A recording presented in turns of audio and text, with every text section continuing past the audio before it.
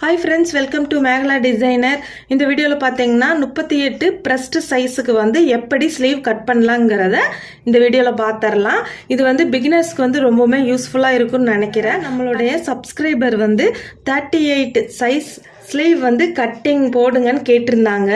இப்போ 38 சைஸ்ல இருக்க எல்லாத்துக்குமே இந்த வீடியோ வந்து யூஸ்ஃபுல்லா இருக்கும். வாங்க இப்போ நம்ம வீடியோக்கு போயிரலாம்.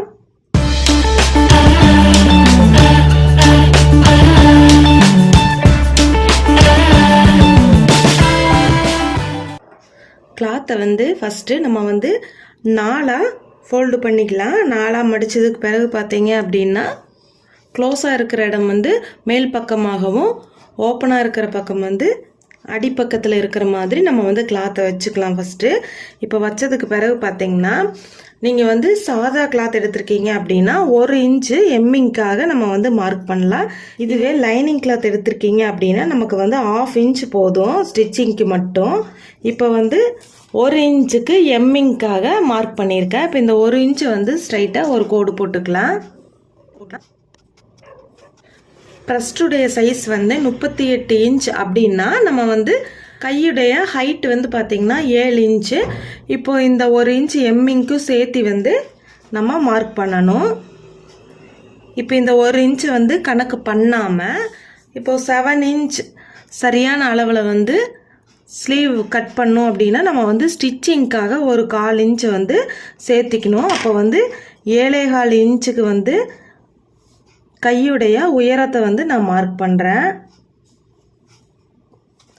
38 இன்ச் சைஸ்காரங்களுக்கு வந்து பார்த்திங்கன்னா கேப் ஹைட்டு உயரம் வந்து எவ்வளோ இன்ச்சு பார்த்திங்கன்னா 3.5 இன்ச் வந்து மார்க் பண்ணினா சரியான அளவில் இருக்கும்.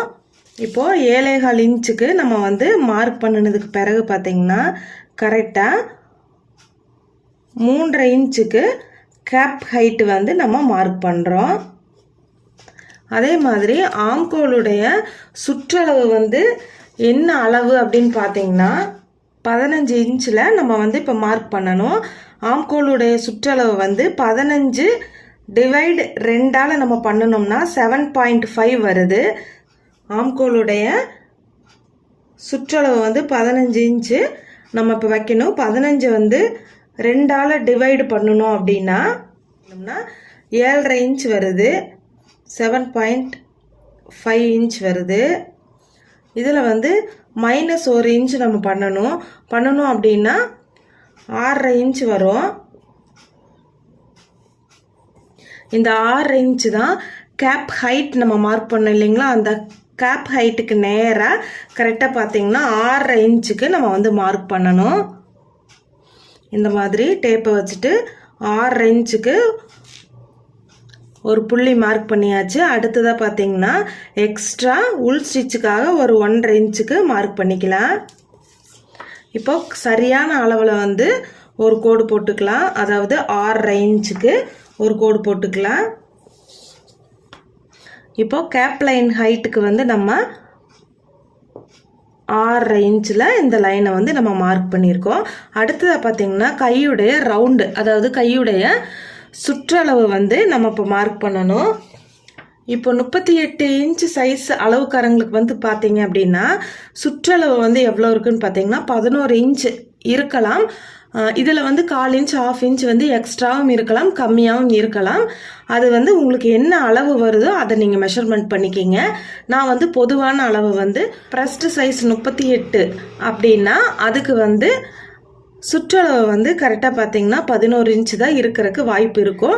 இப்போ அந்த 11 இன்ச்சை வந்து 2ஆல் நம்ம டிவைட் பண்ணோம் அப்படின்னா 5.5 இன்ச் வரும். இப்போ அந்த 5.5 இன்ச்சை தான் கையுடைய சுற்றளவுக்கு வந்து நம்ம மார்க் பண்ண போகிறோம். 5.5 இன்ச் வந்து சரியான அளவு. சரியான அளவில் இருந்து ஒரு 1.5 இன்ச் வந்து எக்ஸ்ட்ரா உள் ஸ்டிச்சுக்காக நம்ம மார்க் பண்ணிக்கலாம். இப்போது இந்த எக்ஸ்ட்ரா உள் ஸ்டிச்சுக்காக நம்ம மார்க் பண்ணினதுக்கு வந்து ஸ்ட்ரைட்டாக ஒரு கோடு போட்டு மார்க் பண்ணிக்கலாம். அடிப்பக்கத்தில் பார்த்திங்கன்னா ஒரு 1/4 இன்ச் அளவுக்கு கொஞ்சம் கிராஸாக நம்ம வந்து வரைஞ்சிக்கலாம். இந்த 1.5 இன்ச் கோட்டை வந்து இந்த மாதிரி நம்ம ஸ்ட்ரைட் பண்ணிக்கலாம். நீ அடுத்ததை வந்து நம்ம வந்து பாக்ஸ் போட போகிறோம். இப்போ இந்த பாக்ஸ் வந்து எப்படி போடுறோம் அப்படின்னு பார்த்தீங்கன்னா, கேப் ஹைட் வந்து 3.5 இன்ச் வச்சுருக்கோம் இல்லைங்களா? இந்த 3.5 இன்ச்சை தான் நம்ம வந்து கரெக்டாக அடிப்பக்கத்துலேயும் 3.5 இன்ச்சுக்கு மார்க் பண்ணிக்கலாம். மார்க் பண்ணதுக்கு பிறகு கரெக்டாக நீளம் வந்து பார்த்திங்கன்னா கரெக்டாக அந்த 6.5 இன்ச்சுக்கு தான் ஹைட் வந்து இருக்கணும். 6 இன்ச்சு ஹைட் நம்ம போட்டதுக்கு பிறகு அகலம் வந்து பார்த்திங்க அப்படின்னா 3.5 இன்ச்சுக்கு பாக்ஸ் போட்டுக்கலாம்.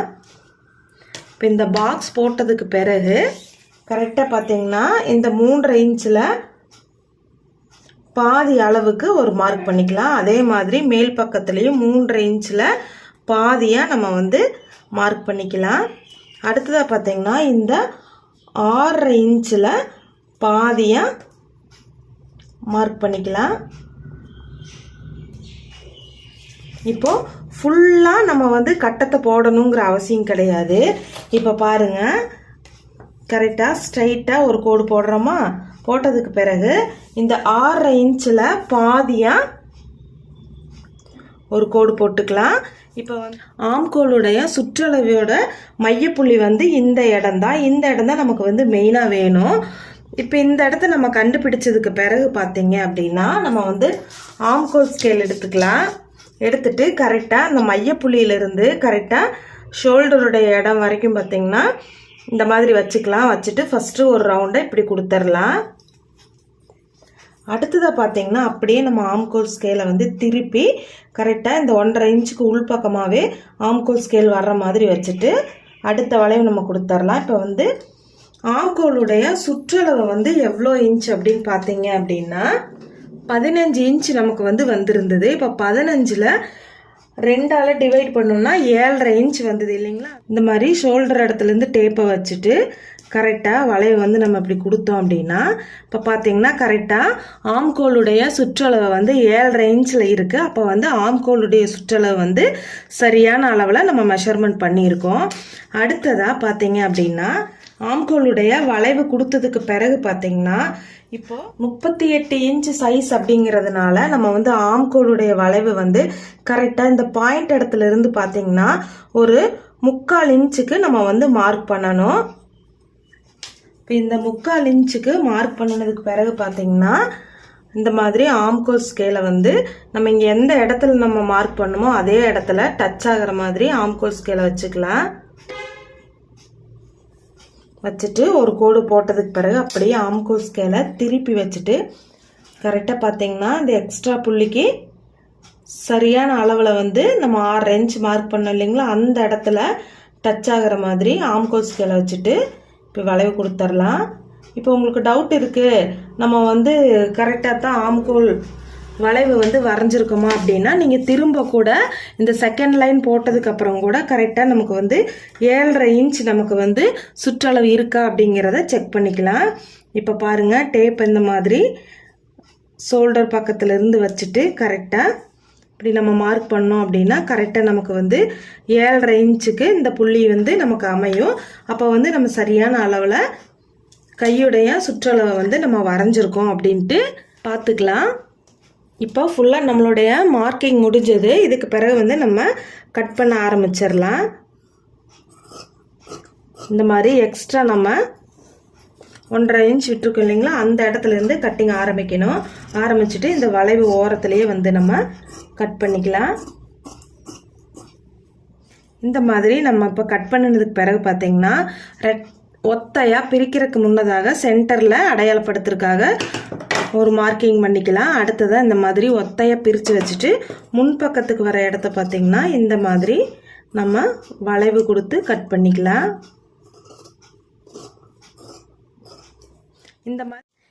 இந்த மாதிரி நீங்கள் மெஷர்மெண்ட் பண்ணி கட் பண்ணி பாருங்கள். கையுடைய சுற்றளவு வந்து சரியான அளவில் உங்களுக்கு வரும். இந்த மாதிரி நம்ம வந்து மெஷர்மெண்ட் எடுத்து கட் பண்ணோம் அப்படின்னா நமக்கு வந்து ஆம் பகுதி சுருக்கம், இழுத்து பிடிக்கிற மாதிரி பிரச்சனை இந்த மாதிரி வராது. ட்ரை பண்ணி பாருங்கள். இதில் ஏதாவது சந்தேகம் அப்படின்னாலும் கமெண்ட் பண்ணுங்கள். கண்டிப்பாக அடுத்த வீடியோவில் நம்ம பார்க்கலாம். தேங்க்யூ.